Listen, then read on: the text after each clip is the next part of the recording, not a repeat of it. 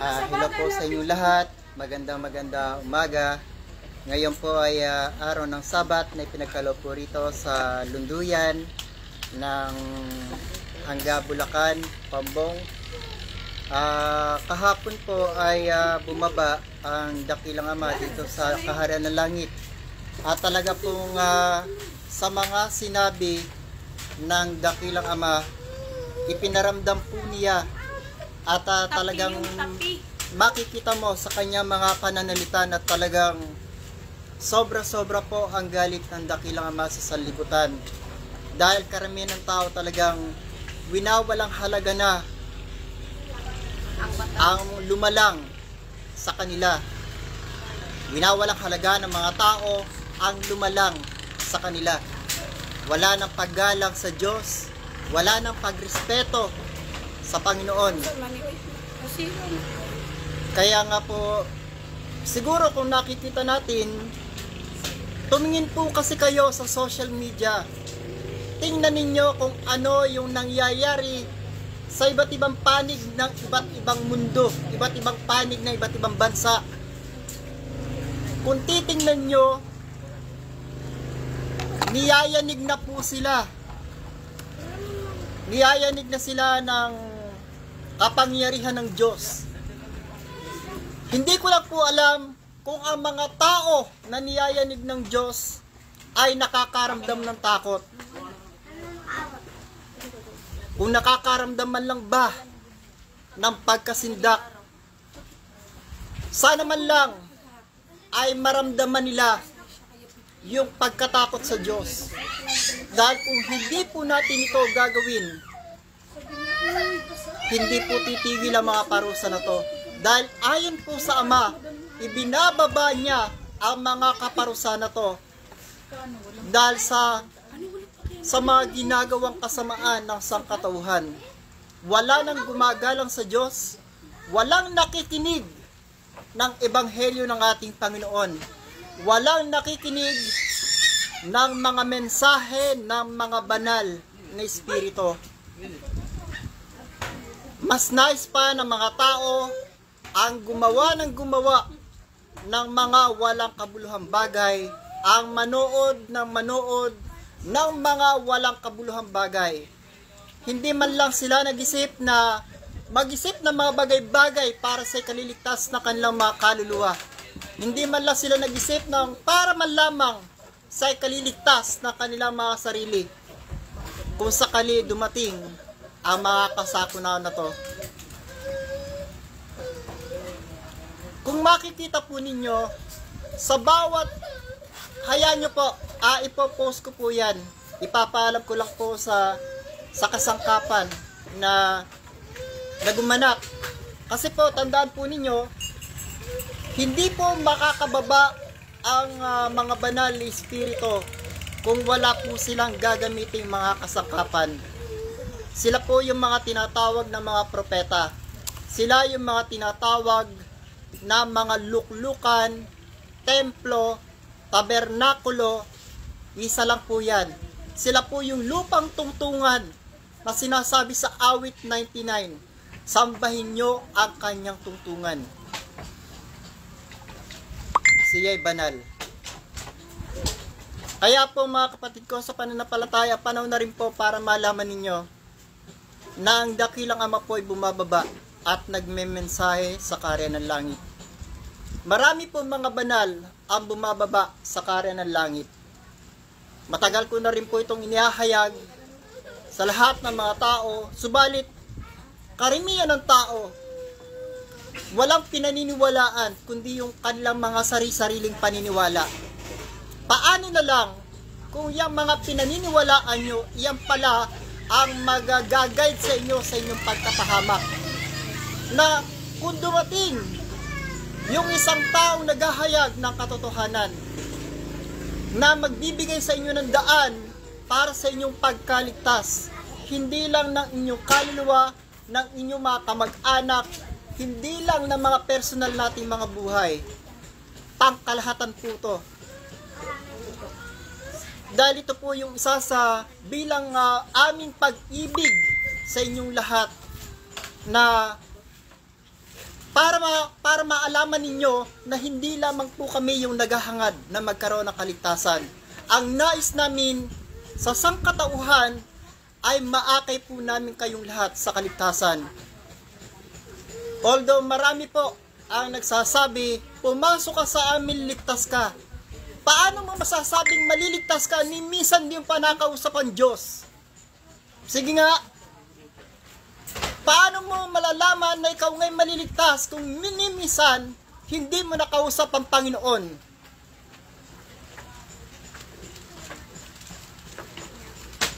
Sino ang mas paniniwalaan nyo?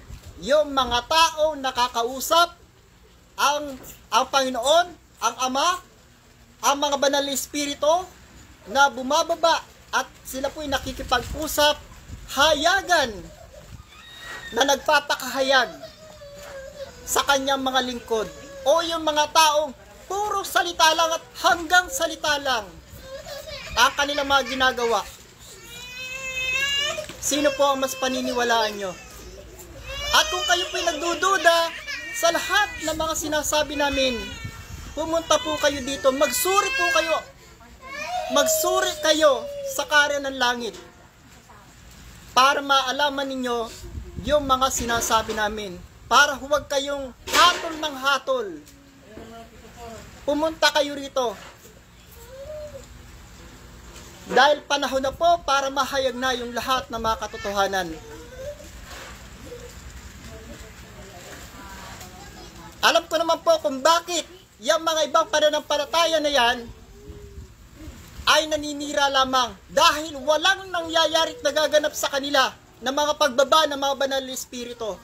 Isa po ito sa dapat ninyong malaman, sa kalagitnaan ng pagpupulong, ang mga banal na Espiritu po, bumababa po sila at nagpapakahayag, nagmemensahe, nanggagamot, at higit pa po doon, nagbibigay po sila ng mga biyaya, lalong-lalo na po sa mga taong tinatawagan niya, lalong-lalo na sa mga taong pinili niya, na hindi mo alam, isa ka pala sa taong may katungkulan, na pagkakalooban niya ng biyaya, kapangyarihan. Bilang isa po sa patotoo, hindi ko po alam na wala po talaga akong kaalam-alam sa mga ganitong bagay. Sa pangangaral, sa panggagamot, wala po akong ganyan kaalam-alam sa mga ganitong bagay. Zero balance po talaga ako sa mga ganitong gawain.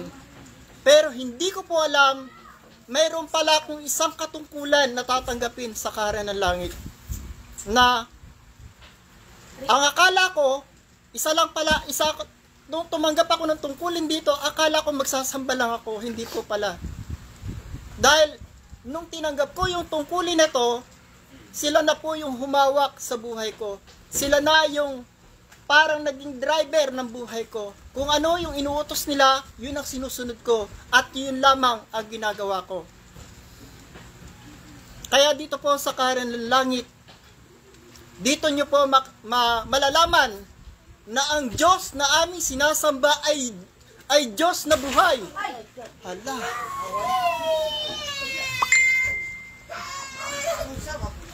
Kaya mga kapatid ko, sa pananampalataya, panahon na po para maalaman po natin ang lahat ng mga bagay na ito, na marami pong mga relihiyon ay naghihikayat na pumasok ka dito, ligtas ka. Nasaan ang kaligtasan? Bakit po pagka November 1, yung iba't ibang kaluluwa, bakit sa Kaharian ng Langit pa rin pumupunta? Isa po itong malaking katanungan. Yung mga kaluluwa ng mga tao na namatay na pinangakuan ng iba't ibang relihiyon ng kaligtasan, bakit nasa Kaharian sila ng Langit tuwing November 1? Kaya nga po hinahamon ko kayong lahat na mga may third eye na pumunta kayo sa Kaharian ng Langit sa November 1. Kayo mismo ang magpatotoo, hindi po kami. Para maalaman na po ng buong mundo yung nangyayaring mga hiwaga. Para malaman na rin ng lahat ng mga mananampalataya yung mga kaluluwa ng mga tao na namatay na pinangakuan ng iba't ibang relihiyon ng kaligtasan. Bakit nasa kaharian sila ng langit tuwing November 1? Humihingi ng awa, ng tulong sa ating pong pastor. Anong kapangyarihan meron ng pastor para makapagligtas ng mga kaluluwang nangamatay na, ng mga taong nangamatay na? Di po ba, hindi kayo na nagtataka dyan kung gaano kalaking kahiwaga yan? Kung gaano katinding revelasyon itong naririnig nyo sa mga sinasabi ko sa inyo. Isa na po ito sa naging benepisyo ko ng mga kamag-anak ko na mga matatagal nang nangamatay. Dito ko po sila nailigtas. Hindi man naniniwala ang mga pamilya ko, okay lang po yun. Ang importante, may mga kamag-anak ako na mga matatagal nang nangamatay. Even yung mga magulang ko, nailigtas ko dito. Ang pinakauli pong nailigtas ko dito, yung kaluluwa ng tatay ko na nakagapo sa puno ng mangga. Dahil binihag ng engkanto. Kung sang siyang punong mangga na mamahinga, nandun po yung kanyang kaluluwa, nakagapos po, iginapos ng engkanto. At sa pamamagitan po ng tulong ng mga medium namin, at sa pamamagitan po ng pastor, na siyang sugo ng Diyos sa ating kapanahunan ngayon, bakit ko nailigtas ang tatay ko doon sa pagkabihag sa mga engkanto? Napakahiwaga po ng mga bagay na ito, at alam kong sa tindi ng mga hiwaga na naganap, makukulta po ang inyong mga kaisipan sa pag-iisip kung paano nangyayari itong mga bagay-bagay na ito. Dahil alam ko na ang pagkakaalam ninyo, sa pelikula lang ito nangyayari at nagaganap, pero sa katotohanan, sadyang nagaganap. Kaya po itong nakikita ninyo sa ating kapaligiran, na samot-saring mga dilubyo, kasakunaan, ang ipinagkakaloob na kaparusahan ng ating pong dakilang Ama. Dahil nga po sa mga pagsuway na ginagawa natin, ipinagkaloob ng Ama ang mga batas, palatuntunan na dapat sana ay ating sinusunod. Mga palatuntunan, ano po ba yung palatuntunan ng ating pong dakilang Ama? Ito po yung araw ng Sabat na pinakabanal ng Panginoon. Dahil ipinagkaloob sa atin ng ating dakilang Ama ang 6 na araw para magawa natin yung lahat ng mga bagay na dapat nating magawa. 6 na araw gagawin mo yung lahat ng mga gawain na dapat mong gawin. Subalit ang ika-7 araw ay Sabat sa Panginoon. Ultimong ang ating dakilang Ama, nagpahinga siya sa ika-7 araw. Ginalang niya ang araw ng Sabat. Subalit bakit tayong mga tao hindi natin maigalang ang araw ng Sabat? Alam niyo po, sa kapanahunan ni Propeta Moises, sobrang paggalang po ang ginagawa nila sa araw ng Sabat, dahil kung hindi ka sasamba sa araw ng Sabat, bibitayin ka. Ay sana po mangyari na po ito sa panahon natin. Kaya po mga kagalang-galang, sa lahat ng mga nasa pamunuan, ako po ay nananawagan sa inyo na gumawa po kayo ng batas. Dahil kung hindi po natin ito gagawin, ay baka ubusin po ng ating dakilang Ama ang lahat ng mga kasalanan at unahin pa kayo. Galit na galit po ang dakilang Ama, kung hindi nyo lang alam. Gumawa po kayo ng batas na makalulugod sa Kanya. Gumawa kayo ng batas na lahat ng mga tao sa araw ng Sabat ay sasamba. Na ang tanging sasambahin ay ang ating dakilang Ama. Sasambay natin ang ating dakilang Ama sa Espiritu at katotohanan. Ito ang katotohanan na dapat malaman ng lahat ng mga tao. Na ang ating dakilang Ama, hinahanap niya na siya'y sasambahin sa Espiritu at katotohanan. Hindi po sa ribulto. Alam naman po ito ng mga pare, bakit ang mga pare ayaw lang ituro ng tama ang banal na kasulatan. Alam ko po, nagbabasa kayo ng mga Biblia. Bakit ayaw niyong ituro ng tama ang Biblia sa mga tao?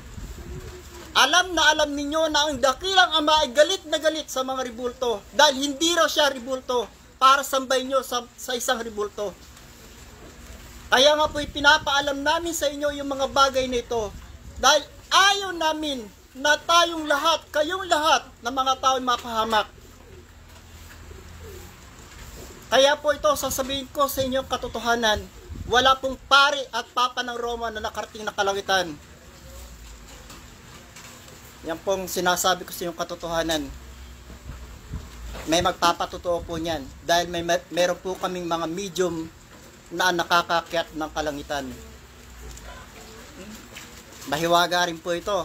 Baka hindi pa rin kayo maniwala. Dahil alam ko, dahil sa inyong mga pananampalataya, wala kayong hiwaga na nasaksihan. Wala kayong mga hiwaga na nalaman. Ito yung mga hiwaga na aming nakikita, naririnig, nasasaksihan, na hindi dahil pagkaloob sa inyong lahat. Bakit sa amin ipinapahayag ito ng Panginoon? Anong meron sa kaharian ng langit? Na kung titingnan nyo yung aming mga lunduyan ng aming mga sambahan para lamang isang barong-barong. Bakit dito nagpapakahayag ang dakilang Ama, ang Panginoon, ang mga arkanghel, ang lahat ng mga banal na espiritu? Anong meron sa kaharian ng langit? Hindi ko po ito pinagmamalaki. Ang nais ko lamang po, hanapin na po ninyo kung saan nananahan ang Diyos. Hanapin na po ninyo kung saan bumababa ang mga banal na espiritu. Yun po yung inutos ni Propeta Sefanyas. Babasa po tayo ng kasulatan. Sefanyas Kapitulo 2. Isa po ito sa importante na dapat po nating malaman lahat, na kailangan na po nating gawin at ganapin upang ang Diyos ay hindi na po magalit sa atin. Isa po ito sa kalooban ng ating dakilang Ama. Ang bayan ay pinagsabihan na hanapin ang Panginoon. Utos po ito. Inutos ito ng ating Panginoon sa pamamagitan ng isang propeta Malakias. Dahil lagi ko po sinasabi sa inyo, ang Diyos po ay gumagamit ng tao upang maipahayag niya ang kanyang mensahe, upang maipahayag niya ang lahat ng kanyang kalooban. Basahin po natin. Sefanyas Kapitulo 2, talatang 1 hanggang 3. Kayo'y magpipisan o magpipisan o bansang walang kahihiyan. Dito pa lamang po nung kapanahunan po nila, nagalit na po yung Diyos at nakita nyo naman po yung pagkakasabi niya, o bansang walang kahihiyan. Parang ganito ang sinasabi niya, mga walang hiya kayo. Pasensya na po, pero yun ang nakasulat. Bago ang pasya'y lumabas, bago dumaan parang dayami ang karawan, bago dumating sa inyo ang mabangis na galit ng Panginoon, bago dumating sa inyo ang kaarawan ng galit ng Panginoon, hanapin ninyo ang Panginoon ninyong lahat na maamo sa lupa, na nagsisigawa ng ayon sa kanyang kahatulan. Hanapin ninyo ang katuwiran, hanapin ninyo ang kaamuan, kay pala ay malilingid kayo sa kaarawan ng galit ng Panginoon. Kaya mga kapatid ko, sa pananampalataya, lagi ko pong sinasabi sa inyo, panahon na po ng pagbabago, panahon na po ng pagsisisi, panahon na po na ang bawat tao ay magkaroon na ng pagkakaisa. Anuman ang iyong lahi, anuman ang iyong pananampalataya, anuman ang iyong relihiyon, magkaisa na po tayo. Magkaisa na po tayo ng ating itatanyag ay ang ating Panginoon. Dahil darating na po ang panahon ng ating Panginoon ay maghahari na. Nagmamadali na pong maghari ang ating pong Panginoon. Ito pong lahat na mga nangyayari dito sa ating bayan, yung mga dilubyo, kasakunaan, mga kamatayan ng iba't ibang tao. Napakaraming tao na po namatay. Iba't ibang bayan ang niyayanig ng kapangyarihan ng Diyos dahil nasa panahon na po tayo na ang Diyos ay naglilinis na lahat ng mga masasama, lahat ng mga makasalanan, inaalis na po niya sa mundo. Papayag ba kayo na kayo'y kasama sa kanyang lilinisin? Pero kung ayaw ninyo na mapasama sa kanyang lilinisin, magsisi na po tayo at magbago, hanapin natin ng Diyos. Yun din po ang sinasabi ni Propeta Amos. Amos, Kapitulo 5, talatang 4. Ang sabi po dito, sapagkat ganito ang sabi ng Panginoon sa sangbahayan ni Israel, hanapin ninyo ako at kayo'y mga bubuhay. Bakit po ba natin kailangang hanapin ng Diyos? Napaka-importante po nito. Kailangan din po nating maalaman kung saan bumababa ang ating pong Panginoong Diyos. Kailangan din maalaman natin kung saan siya nagpapakahayag, kung sinong tao ang kanyang ginagamit sa ating kapanahunan. Dahil naniniwala po ba kayo na sa bawat kapanahunan, ang Diyos ay gumagamit ng tao? Naniniwala po ba kayo?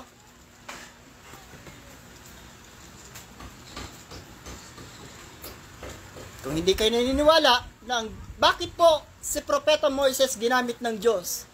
Ang Panginoong Jesucristo ginamit ng Diyos. Si Apostol San Pablo ginamit ng Diyos. Propeta Jeremias, Zephanias, Isaias. O di po ba?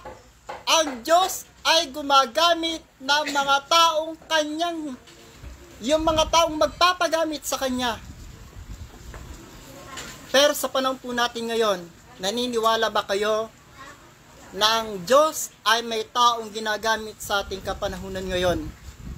Na kung sasabihin ko naman kung sino, hindi na naman kayo maniniwala. Dahil kung yung ating Panginoong Jesucristo nung kapanahunan niya, hindi na nga siya pinaniwalaan, pinatay pa. Tama po ba? Anong ginawa ng mga tao sa Panginoong Jesucristo nung sinasabi niya na siya at nasa Kanya ang Diyos? Pinatay siya ng mga tao. Kaya po itong nangyari sa Kanya sa ating kapanahunan ngayon, na dahil sa Kanyang malaking pag-ibig sa sangkatauhan, humana po ang ating Panginoon ng mga taong Kanyang gagamitin kahit na siya nasa anyo ng Espiritu. Ganyan po niya kamahalang sangkatauhan, na kahit na siya nasa anyo ng Espiritu, nandun na siya sa kaluwalhatian ng Ama bilang Espiritu. Kaya po yung mga kaya po yung mga yung mga mangangaral na pagpasa hanggang ngayon, ipinangangaral na tao pa rin ng Panginoong Jesucristo, tumigil na po kayo. Tama na yung pagbubulaan. Dahil ang Panginoong Jesucristo po, sa ating kapanahunan ngayon, nasaan nyo na po siyang Espiritu kasama ng Ama sa kalangitan, sa kaluwalhatian ng Ama. Tama po, totoo naman po, naging tao ang Panginoon. Pero sa panahon natin ngayon, bakit tao pa rin ang pinapangaral nyo sa Kanya? Tama na po yung pagbubulaan na yan. Tumigil na kayo. Ang bata po ba, mananatili ang bata habang buhay? Yan na lang po isipin nyo. Ang bata, lalaki, tatanda, mamamatay. Alam ka namang isang bata habang panahon, bata pa rin. Kaya mga kapatid ko sa pananampalataya, ito po ay ipinapaalam ko lamang sa inyo bilang isang simpleng ibanghilista na nagpapayo, nangangaral para po tayong lahat ay magkaroon ng kaligtasan. Dahil napakapanganib na po ng panahon natin. Bawat oras, bawat sandali, bawat saglit, nakabang po sa bawat tao ang panganib. Hindi po natin alam sa mga susunod na araw, sa mga susunod na panahon. Ngayon po, tama, humihinga ka pa. Pero, sino makapagsasabi na bukas sa makalawa o sa mga susunod na araw ay buhay ka pa? Dahil kahit ang simpleng sakit ngayon, pwede na ikamatay ng isang tao. Kaya nga po, ang sabi ni Propeta Jeremias, ito po, Jeremias Kapitulo 3, talatang 14. Kayo'y manumbalik o tumatalikod na mga anak, sabi ng Panginoon, sapagkat ako'y asawa ninyo. Bakit ko po ito inihahayag sa inyo na ang bawat tao sa buong Pilipinas at sa buong mundo ay manumbalik na sa ating dakilang Ama? Kung hindi nyo lamang po alam, kung naririnig nyo ang tinig ng ating dakilang Ama, kung gaano yung galit niya sa sangkatauhan. Kaya po ipinapayo ko sa lahat ng mga tao na manumbalik na po kayo sa Diyos. Ito lamang ang makakapagpalubag sa kanyang galit. Tumingin po kayo sa inyong kapaligiran. Tumingin po kayo sa mga nangyayari sa iba't ibang bansa kung papaanong niyayanig ng iba't ibang kasakunaan, dilubyo, ang iba't ibang panig ng bansa. Marami pong mga bansa ang nasusunog, maraming bansa ang nilulunod ng bagyo at sinasagasaan ng iba't ibang malalakas na tornado, lindol. Halos lahat na lang ng mga tao ay nagugulantang na ngayon. Dahil ito po yung galit ng ating pong Panginoon, lalong-lalo na po sa mga taong hindi kumikilala sa Diyos. Ito po, pakatandaan nyo po itong iaaral ko sa inyo, lalong-lalo na sa mga taong hindi naniniwala sa Panginoong Jesucristo. Ito po ang kanyang ganti. Ikalawang Tesalonica, Kapitulo 1, talatang 7 hanggang 9.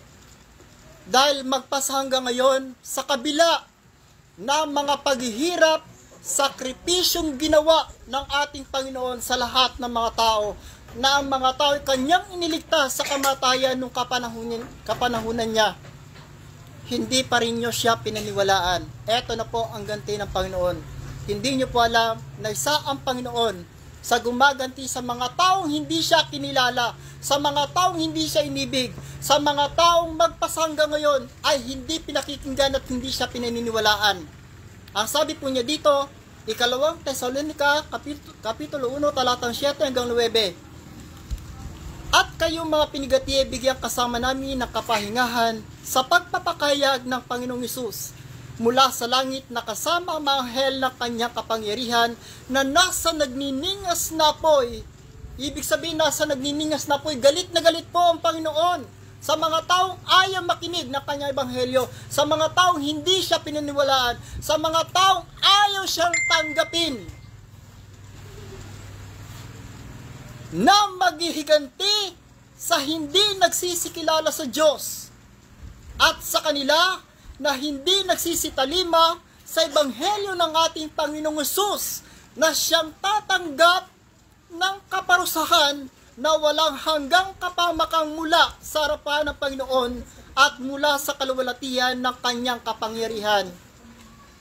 Ganyan po kabagsik ang Panginoong Jesucristo ngayon sa panahon natin. Kasama po niya si San Miguel.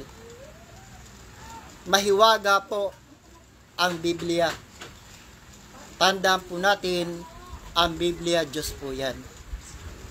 Na kung hindi natin ito pagbubulayan sa araw at gabi, tandaan niyo po mga kapatid ko sa pananampalataya, panahon na po, na ang lahat ng mga tao, magbulay na po kayo ng Biblia, pag-aralan niyo po ang Biblia. Isa po ito sa makaliligtas sa inyong buhay. Ito po ang isa sa magliligtas sa inyo, dahil ang sabi po ni Apostol San Pablo, babasa po ulit tayo, Roma, Kapitulo 1, talatang 16. Sapagkat hindi ko tinakaya ang ebanghelyo, sapagkat siyang kapangyarihan ng Diyos sa ikaliligtas ng bawat sumasampalataya. Napakalinaw po, no? Kaya po mga kapatid ko sa pananampalataya, para maiwasan na po natin ang mahikayat pa ng kung ano-anong relihiyon na hihikayatin ka, pumasok ka dito, ligtas ka. Pag nakapasok ka naman, walang abuloy, walang kaligtasan. Wala pong ganon. Wala pong ganon sa Diyos. Kalukuhan na lang yan eh. Dahil ang sabi ng Panginoon, ibinigay sa iyong walang bayad, ipagkaloob mong walang bayad. Napakalinaw po niyan. Sinabi po yan ng Panginoon. Tsaka dapat po nating malaman lahat ng mananampalataya na ang Panginoon po nagbigay po siya ng tanda sa mga tunay niyang lingkod. Lahat po sila ay may mga biyaya at kapangyarihan na kung sakali na ang kanilang mga miyembro ay magkaroon ng sakit at karamdaman, hindi na po nila kailangan pang pumunta sa iba't ibang doktor, hindi na nila kailangan pang pumunta sa iba't ibang mamahaling hospital para lang magpagamot at gumastos ng limpak-limpak na salapi. Kung ang pananampalataya mo, nandyan ang Espiritu, nandyan ang presensya ng Ama, Anak at Espiritu Santo at lahat ng mga banal, nandyan na po ang kaligtasan mo at kagalingan mo. Kung ang pananampalataya mo ay tunay. Dahil ang tunay na katawan ni Kristo, itinuro din po yan ng Panginoon. Sa lahat ng mga pananampalataya na nagsasabi sila daw yung tunay na iglesia ni Kristo, ito po, babasahin po natin para sa kaalaman ninyong lahat. Ito po ang tunay na iglesia ng Panginoon. Nasa unang Korinto, Kapitulo 12, ito po ay paghahayag ko ng mga katotohanan na dapat nyo na pong malaman na inililihim ng iba't ibang relihiyon para hindi nyo ito malaman.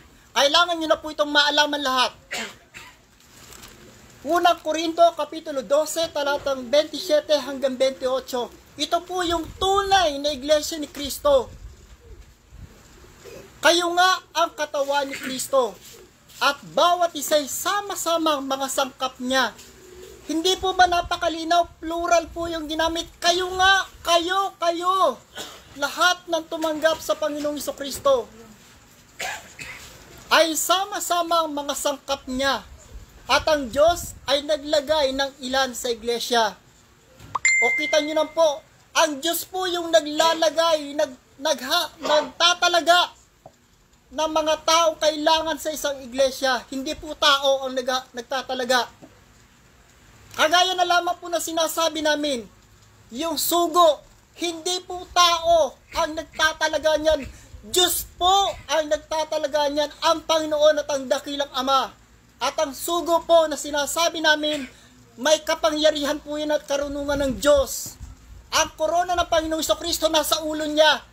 Sige po yung mga sugo na sinasabi nyo, tingnan nyo, pumunta kayo sa amin para malaman natin kung meron kayong korona ng Panginoong Jesucristo sa ulo nyo. At kung meron din kayong mga biyaya ng kapangyarihan ng pagliligtas. Yan po yung mga sugo, mahiwaga po sila. Kaya hindi nyo po pwede sabihin na kayo sugo, pura na lang kayo sugo. Pambihira. Galit na galit na po ang Ama sa mga taong nagpapanggap. Ginagamit nyo raw ang inyong mga karunungan. Pasensya na po, sinasabi ko lang po ang kalooban ng ating dakilang Ama na maraming tao daw po ang ginagamit ang karunungan upang malinlang ang kanyang kapwa. Pasensya na pero talagang kailangan nyo po itong malaman. Dahil yung inihahayag sa amin ng ating dakilang Ama, kailangan nyo rin po itong malaman. Hayaan nyo po, ipopost ko po yan, yung kanyang mensahe para po sa kaalaman po ninyong lahat, na para maalaman ninyong lahat na kung paano ang galit ng ating dakilang Ama sa sangkatauhan, sa mga taong nanloloko, lalong-lalo na po yung mga nasa pamunuan, na gumagawa ng kasamaan sa kanyang kapwa. At ang Diyos ay naglagay ng ilan sa iglesia. Una-una yung mga apostol, ikalaway mga propeta. Kita nyo naman po kung tunay kayong iglesia. Ipakita nyo po sa amin kung meron kayong mga propeta. Sino sa mga may iglesia dito ang mayroong propeta? Diyos po ang nagtatalaga nito, hindi po kami. Hayagan na po itong katotohanan na to para maalaman na ng lahat ng mga tao na kung sinasabi nyo na kayo, ang tunay na iglesia, nasan po yung mga propeta po ninyo? Gaano ba kahalaga ang isang propeta sa isang pananampalataya? Gaano ba kaimportante ang isang propeta sa isang iglesia? Alam nyo po ba?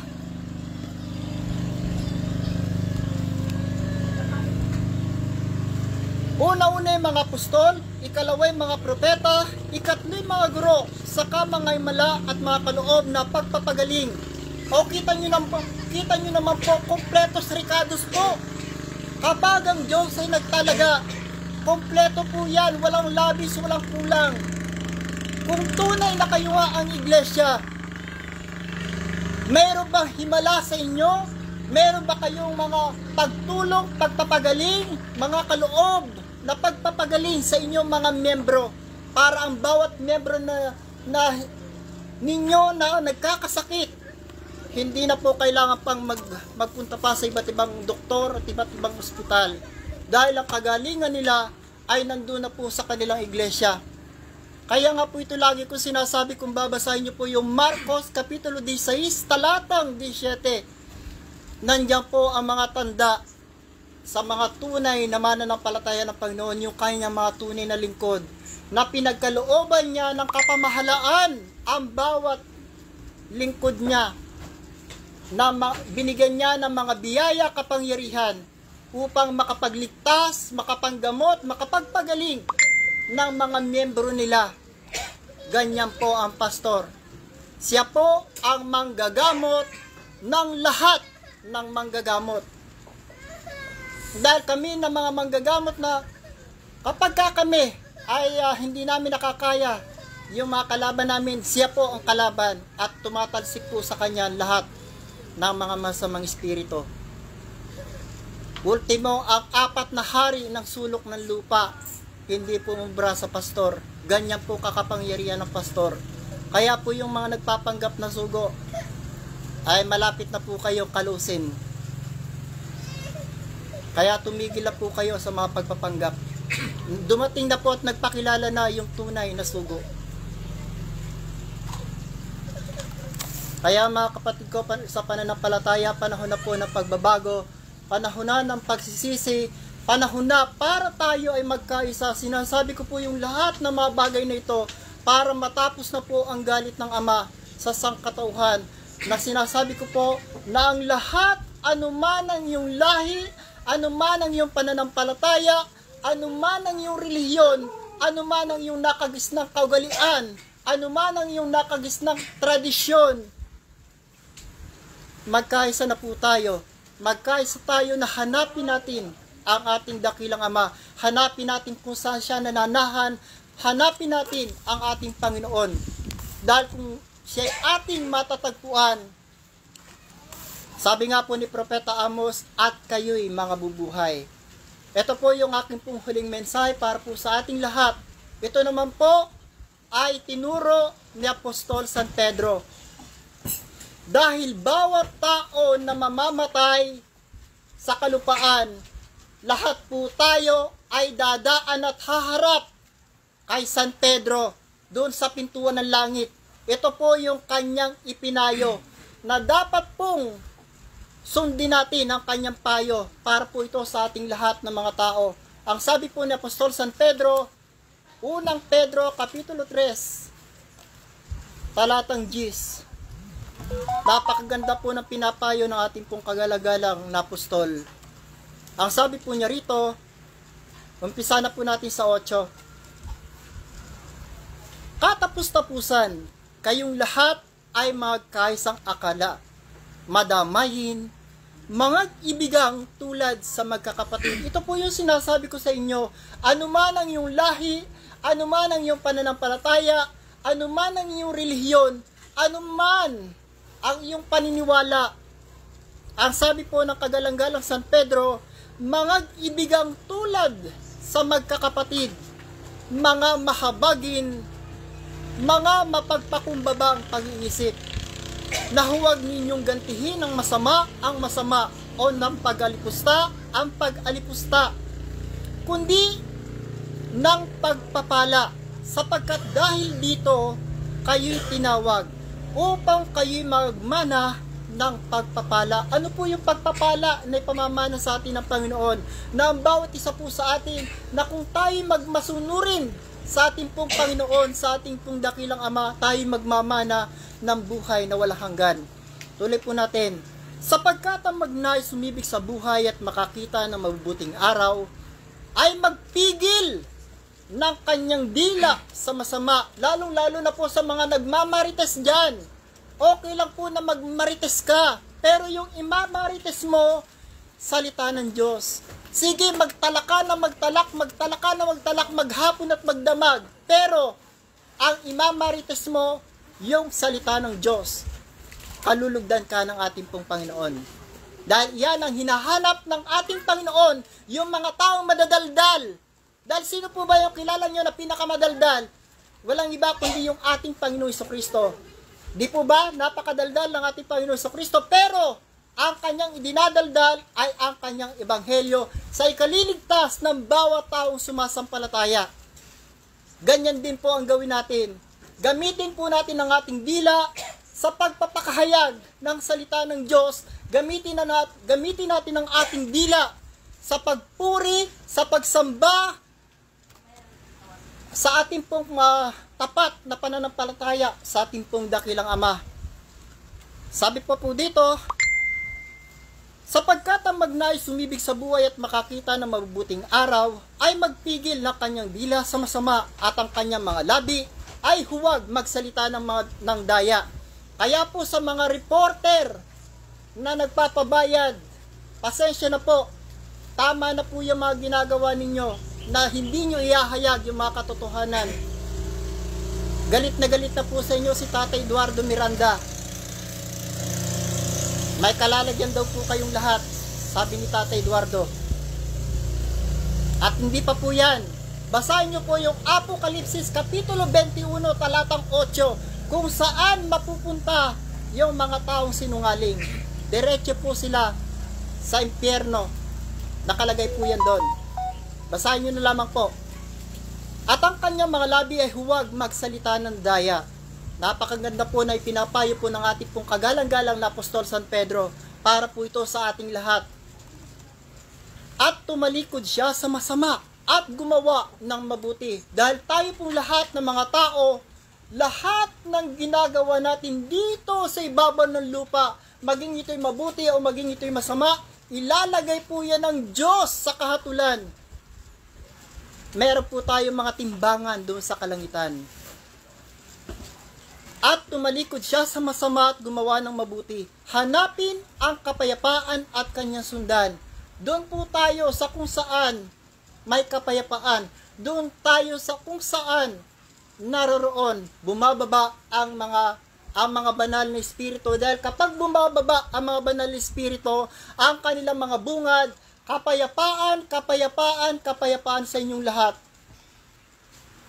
Tapos sasabihin nyo, mga karumal-dumal na espiritu, ay nanloloko na lang po kayo. Hindi po gano'n ang mga banal na espiritu na bumababa po dito. Dahil ang tunay na banal na espiritu, pagbaba pa lamang po niyan, ang ibubunga nila, kapayapaan, kapayapaan, kapayapaan. Dahil ang dala po at bunga ng espiritu ay kapayapaan, pag-ibig. Basahin nyo po yan sa Galatia Kapitulo 5, talatang 22. Nandiyan po ang bunga ng mga banal na espiritu. Dahil kung masamang espiritu po yan, hindi mo po yan makakausap na matino. Tandaan nyo po sinabi ko. Sapagkat ang mga mata ng Panginoon ay nasa mga matuwid at ang kanyang mga pakinig ay sa kanilang mga daing. Kaya mga kapatid ko sa pananampalataya, panahon na po ng pagbabago, panahon na ng pagsisisi, panahon na ang bawat isa ay magkaroon ng isang puso, isang pag-iisip, isang diwa na ang ating sasambahin at dadakilain ay ang Diyos ng kaliwanagan, ang Diyos na makapangyarihan sa lahat. Walang iba kundi ang ating dakilang Ama at ang ating Panginoong Jesucristo. At yung isama na po natin yung lahat ng mga arkanghel ng kalangitan, mga doktor ng kalangitan, mga banal na espiritu, luwalhatiin po natin siya sa kanilang mga kabanal-banalang pangalan. At ang sabi pa po dito, sapagkat ang mata ng Panginoon ay nasa mga matuwid, at ang kanya mga pakinig ay sa kanilang mga daing. Kaya nga po kapag sinasabi po namin, ito pong mga bagay na ito, kung ikaw po ay isang taong matuwid, didinggin po ng Panginoon ang iyong mga panalangin. Dahil malaki ang nagagawa ng panalangin ng taong matuwid sila po yung pinakikinggan ng ating pong Panginoon. Subalit kung hindi ka matuwid at puro kasamaan at kalikuan ang iyong ginagawa, kahit anong panalangin mo, ang kalangitan ay magiging parang bakal at parang magiging tanso. Ganyan po katindi. Ibig sabihin, hindi po pakikinggan ng Panginoon ang panalangin ng taong masama. At sabi pa po dito, ngunit ang mukha ng Panginoon ay laban sa mga nagsisigawa ng masama. Kita nyo naman po, kung puro kasamaan ang iisipin po natin sa ating kapwa, na puro panlalamang, pandaraya ang gagawin natin sa ating pong kapwa, tandaan nyo po yan. Lahat ng ginawa natin sa ating pong kapwa, maging ito'y malito, maging ito'y malaki, anuman ang ginawa mo sa iyong kapwa, lahat po yan, hindi mo po yan sa Kanya ginawa kundi sa Diyos. Kaya tandaan po natin palagi mga kapatid ko sa pananampalataya, anuman ang inihasik mo dito sa sampalupaan, lahat po yan ay walang kabuluhan. Lahat ng ginawa mo sa ibabaw ng araw, lahat po yan ay walang kabuluhan. Ang may kabuluhan ay ang purihin natin, dakilain natin, sambahin natin, igalang natin, irespeto natin ang ating dakilang Ama at lahat ng ating kapwa. Igalang natin ang bawat isa. Magkaroon tayo ng pagagalangan, pagrerespetuhan. Magkaroon tayo ng pag-ibig at kapayapaan. Ikalat natin ang pag-ibig na itinuro sa atin ng ating Panginoong Hesukristo sa lahat ng mga